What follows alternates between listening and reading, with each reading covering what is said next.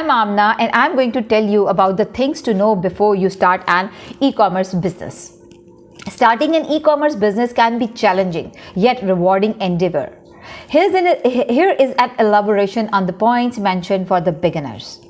Competition. The e-commerce market is extremely competitive with millions of websites vying for attention. It's important to research your niche thoroughly and understand what the competitors are offering.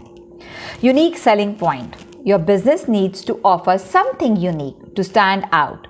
This could be an innovative product, exceptional service, or a compelling brand story. Marketing. Crafting a marketing strategy is a key. This should include identifying your target audience, selecting the right marketing channels, and creating the messaging that resonates with your potential customers. E-commerce platform. Selecting the right platform is critical as it affects your store's functionality and the customer experience. Popular options include Shopify, Magento, and WooCommerce.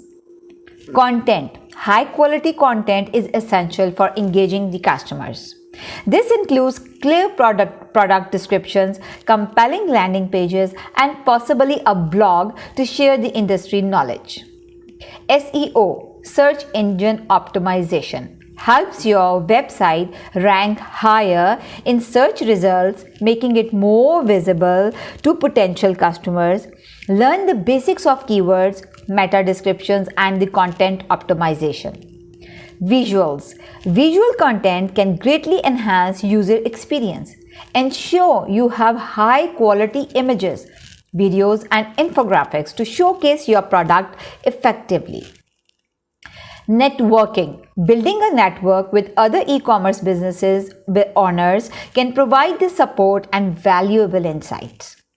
Learning from mistakes. Understand that mistakes are a part of the learning process. Keep an eye on the common e-commerce pitfalls and learn how to avoid them.